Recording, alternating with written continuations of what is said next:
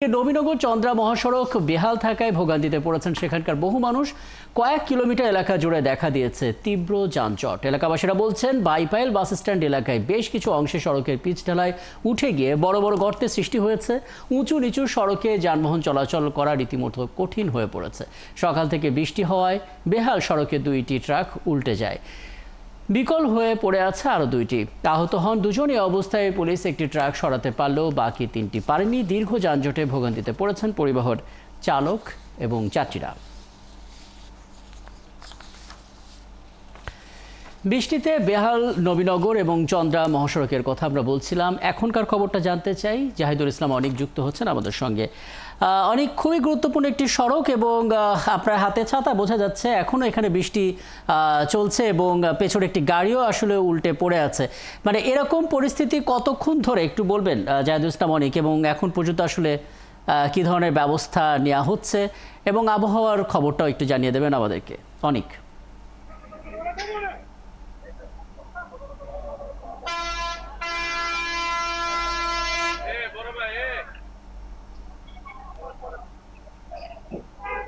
রাকিব, আমি এই মুহূর্তে আছি নবীনগর চন্দ্রা মহাসড়কে বাইপাইল বাস স্ট্যান্ডে। আপনাকে জানিয়ে রাখি যে গেল রাত থেকে কিন্তু এখানে যে মহাসড়কটি রয়েছে সেই সড়কটিতে কিন্তু বৈরী আবহাওয়ার কারণে বিভিন্ন জায়গায় খানাখন্দের সৃষ্টি হয়েছে। প্রায় 500 মিটার পর্যন্ত কিন্তু এখানে বড় আকারে কিন্তু খানাখন্দ সৃষ্টি হয়েছে মহাসড়কটিতে। এবং তারপরে কিন্তু এই সড়কটিতে রাতের বেলায় কিন্তু একটি পণ্যবাহী যে ট্রাক সেটি কিন্তু উল্টে পড়ে যায় এবং তার সাথে সাথে আরো 3টি ট্রাক আজ সকাল এবং দুপুরেও কিন্তু আমি দেখেছি যে সেগুলো কিন্তু পড়ে গিয়েছে।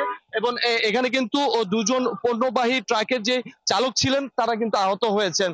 এবং কিছুক্ষণ আগেও কিন্তু আমরা লক্ষ্য করেছি যে এই খানাখন্দে পড়ে কিন্তু এখানে একটি বাস সেটি কিন্তু প্রায় আইল্যান্ডের সাথে উল্টে পড়ে গিয়েছিল এবং তাৎক্ষণিক হাইওয়ে পুলিশের যে র্যাকার সেই র্যাকারের মাধ্যমে কিন্তু সেটি আবার উঠানো হয়।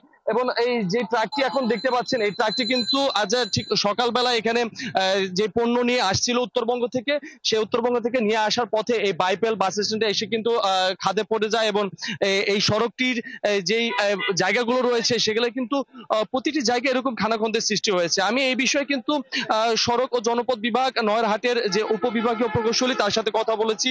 তিনি আমাকে যেমনটি জানিয়েছেন যে এই সড়কটিতে তারা সার্বক্ষণিক তত্ত্বাবধানে থাকলেও কয়েক বছর আগে এখানে এলিভেটেড এক্সপ্রেসওয়ে নির্মাণ কাজ চলায় সেটি কিন্তু তাদের প্রজেক্টের দায়িত্বে ছিল। এবং তারা কিন্তু এই বিষয়ে এখানকার যে ঢাকা এলিভেটেড এক্সপ্রেসওয়ে নির্মাণ কাজের যে প্রকল্প পরিচালক আছেন তার কাছে একটি চিঠি দিয়েছেন এটি খুব দ্রুত সংস্কারের জন্য। এবং অন্যদিকে আমি ঢাকা এলিভেটেড এক্সপ্রেস প্রকল্প পরিচালকের সাথে কথা বলেছি। তিনি আমাকে যেমনটি জানিয়েছেন যে এই সড়ক এবং জনপথ বিভাগের যেহেতু সড়কের তাদের রক্ষণাবেক্ষণের দায়িত্ব এবং তিনি তাদের প্রজেক্টের যারা দায়িত্বে রয়েছেন তাদের কিন্তু তিনি জানিয়েছেন যে এগুলো যেন খুব দ্রুত সময়ে মেরামত করা যায় এবং ঠিকাদারি প্রতিষ্ঠানকে কিন্তু তিনি চিঠিও দিয়েছেন। তিনি আরো জানিয়েছেন যে এই সাময়িক অসুবিধার জন্য তিনি দুঃখ প্রকাশ করেছেন। এবং আমরা যেটুকু জানতে পেরেছি আজকে ঠিক বিকাল 5টার সময় এই সড়ক ও জনপথ বিভাগ এবং এলিভেটেড এক্সপ্রেস প্রকল্পের যে পরিচালকরা আছেন তারা একটি যৌথ সমন্বয় বৈঠক করবেন। সেই বৈঠকে তারা আলোচনা করবেন যে কিভাবে এটি সমাধান করা যায়। আসলে মূলত এই রাস্তাটি কিন্তু বেশ কয়েকদিন যাবতীয় এরকম খানাখন্দে পরিণত হয়েছে।